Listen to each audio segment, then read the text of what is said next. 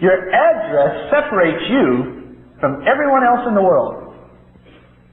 Now I believe God has written an address to separate His Son from everyone that has ever lived in all of history, past, present, and future.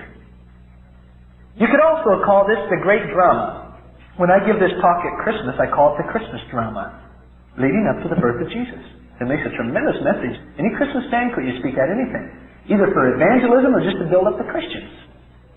You can call it the Christmas drama and use Galatians 4:4, where it says, in the fullness of time, God sent forth His Son, born of a woman, born under the law. Now the fullness of time there means, literally in the Greek, when every exact detail had been completed.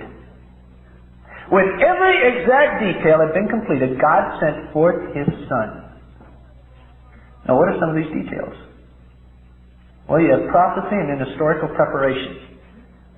Today we want to deal with prophecy. Every exact detail. Now I want to give you a chart that I use in giving this talk in the university or anywhere else I'm speaking.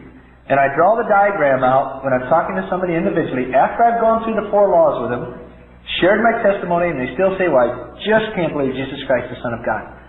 Then I'll either go into the Lord, Liar, Lunatic, Messianic Prophecy, or the Resurrection. One of the 3.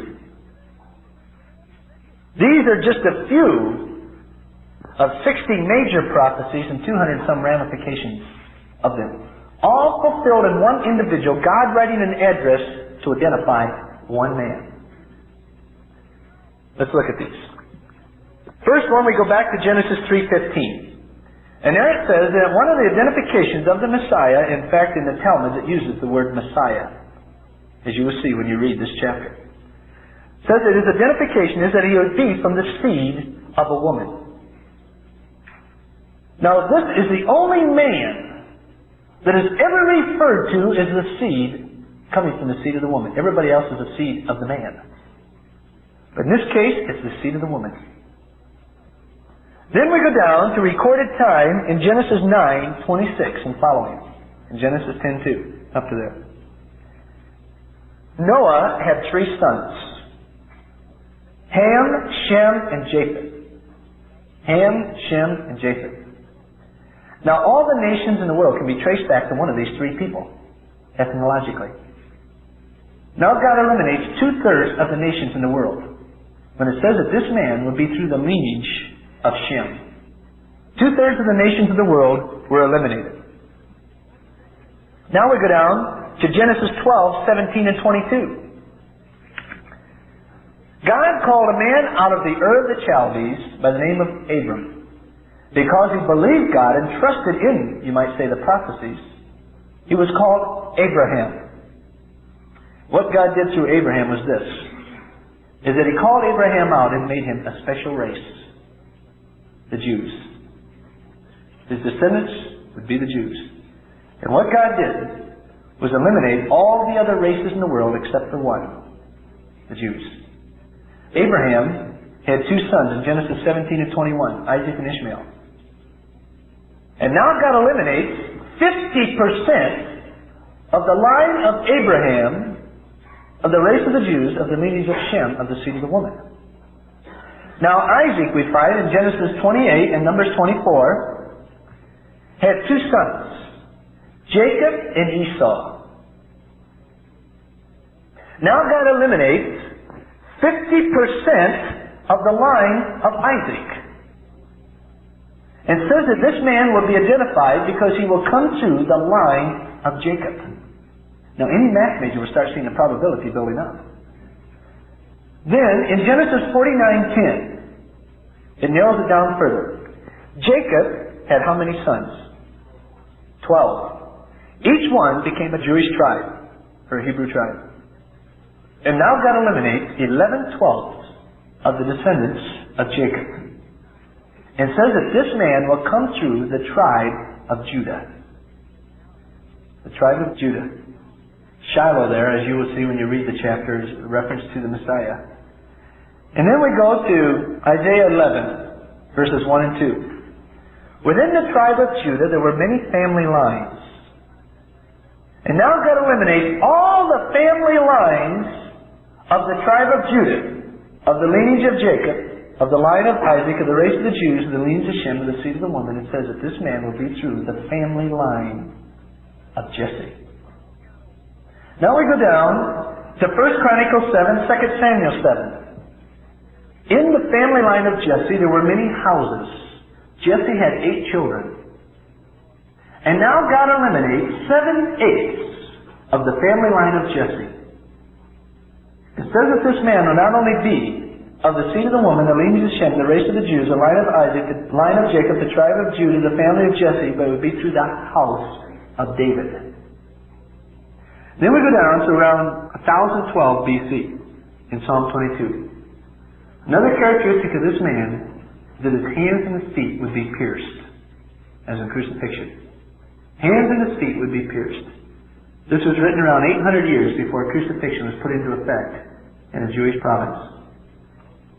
Then we go down to Isaiah 9:6 and Isaiah 7:14. And it gives another characteristic of this man to single him out from everyone that's ever lived. And it says this, that this man will have a divine nature. People will look at him and call him the mighty God. He will be called the righteous branch. Now that separates him from a lot of people. Just about everyone but my wife. No. So see, it's narrowed down further. It says not only the seed of the woman, the lineage of Shem, the race of the Jews, the line of Isaac, the line of Jacob, the tribe of Judah, the family of Jesse, the house of David, be crucified, but have a divine nature. And then God narrows it down even further. In Isaiah 52 and 53 and Isaiah 11:10, points out another characteristic of this man is that he would be rejected by his own people, but believed in by his enemies. Rejected by his own people, but believed in by his enemies. You especially get this in the last few verses of chapter 52 of Isaiah, where the king that knew did not believe, and the kings that had not known, the Gentiles, believed. And then we narrow it down even further. In Psalm 41 and Zechariah 11, it gives various ramifications to identify this man. Identification is this. Now look at the ramifications of this prophecy. He'd be betrayed by a friend for 30 pieces, not $29.99 girls, 30 pieces of silver. What was the coinage of that day? Gold. But the prophecy stepped out of the coinage of the day and said he'd be betrayed for silver. How'd they know it? 30 pieces of silver. It'd be thrown on the floor, not placed on the table or anything. It'd be cast on the floor. It'd be in the temple and be used to buy a potter's field. You see the ramifications? Betrayed by a friend, 30 pieces of silver thrown on the floor in the temple used to buy a potter's field. And it narrows it down further and says that this man will not only be of the seed of the woman, the lineage of Shem, the race of the Jews, the line of Isaac, the line of Jacob, the tribe of Judah, the family of Jesse, the house of David, be crucified, divine nature, believed in by his enemies, rejected by his own people, betrayed by a friend, 30 pieces of silver thrown on the floor in the temple used to buy a potter's field. But then God narrows it down even further. In Micah 5:2, written around 710 BC, he narrows it down when at this time God eliminates all the cities in the world except for one. One city. Here he says that his entrance in Micah 5:2 would be in the city of Bethlehem. Less than 1,000 inhabitants at that time when it was prognosticated. But it narrows it down even further to identify this man that would come into the world as a Savior. God writing an address. Now, somebody will say, as one philosophy professor said to me, and I gave this in a philosophy class, he said, "Look, Mr. McDowell, this is all just a coincidence." He literally said that it's all a coincidence. He said, well, I could find some of these prophecies fulfilled in Anwar Sadat and Pompidou, in Nasser and Kennedy and Martin Luther King, I threw in Spiro Agnew, etc. And most Christians would sit there and say, you got a point. Maybe it is a coincidence. Oh, no, it isn't. And I spoke up and I said, sir, maybe one or two. But all 60 major ones with 200 and some ramifications? In fact, I said, sir, if you can just find 20 of these prophecies fulfilled in any other individual in history apart from Jesus Christ, just 20, the Victory Publishing Company in Denver, Colorado will give you a $1,000 reward. And there's a lot of men that can make a little money by just backing up what they say. But they can't. In fact, the Victory Publishing Company will give anyone a $1,000 reward that just finds 20 prophecies from any book about a man coming into the world, and these prophecies were written down before the man was born. Just 20 prophecies fulfilled in his life, and will give you a $1,000 reward. It's impossible unless God's the author. Dr. Peter Stoner, and I documented him in my book, gave some probabilities of these prophecies being fulfilled in any one individual in history. In fact, he put it down to just any description of any man. You don't want to call it a prophecy, just a description. And these descriptions being fulfilled in a man born after they were written down. And I documented him in it. Evidence that demands a verdict. Let's look at some of these. Now, I also put in there the president of the American Scientific Affiliation or something like that. They've gone over these prophecies and the probabilities of Dr. Stoner and said that they were accurate using the modern science of probability. Now, this is what he said. Let's just take 8 of the prophecies. The probability that just 8 of these prophecies could be fulfilled in any one individual would be 1 in every 1 times 10 to the 17th power. That would be 17 zeros. Now our minds cannot comprehend that. At least mine can't. Now let me give you an illustration that Stoner gave that could communicate this probability of 1 in every 10 to the 17th power. He said to take the state of Texas. You know, I like Texas. I shared the other night the story that happened to a Texan. He came to Los Angeles. He was at Disneyland. You know, phone calls can be pretty expensive in Los Angeles. Sometimes literally long distance call across the street. And this Texan made a long distance call and downtown LA from Anaheim where Disneyland is, and the operator said, that'll be 35 cents, please. And the Texan said, 35 cents? He said, why in Texas you can call to hell and back for a nickel. And the operator said, yes, sir, but that's a local call there. He said, you take the state of Texas, 2 feet deep of silver dollars. Take one silver dollar, put a little check on it. And then mix up the entire state 2 feet deep of silver dollars. Use a bulldozer if you prefer. And then blindfold a man. And the probability that that blindfolded man would pick that check silver dollar the first time in the entire state of Texas 2 feet deep of silver dollars is the same probability for 8 of these prophecies being fulfilled in any one individual.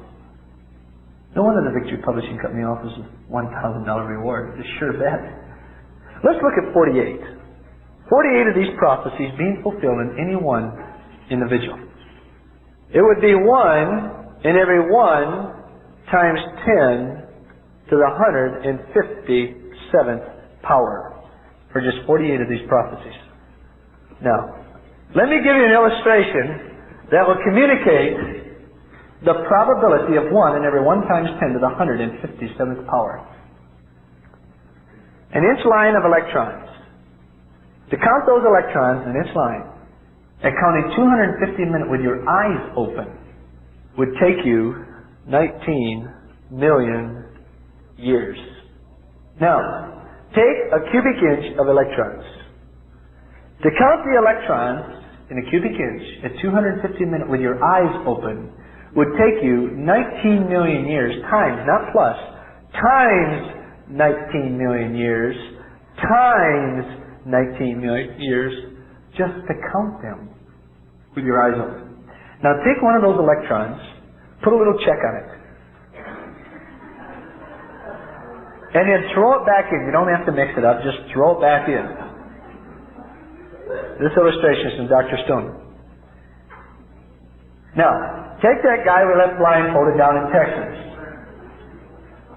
And the probability that that blindfolded man would pick that checked electron, the first pick, that would take you with your eyes open 19 million years times 19 million years times 19 million years, just to count them, is the same probability of 1 in every 1 times 10 to the 157th power. And the probability of 48 of these prophecies being fulfilled in any one individual. No wonder Jesus appealed to fulfill prophecy, to substantiate His claims as the Messiah. What a Savior.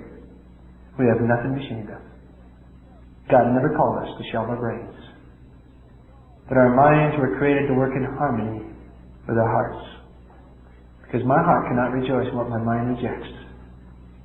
And boy, when you look at the prophecies, it sure satisfies the mind and causes the heart to rejoice.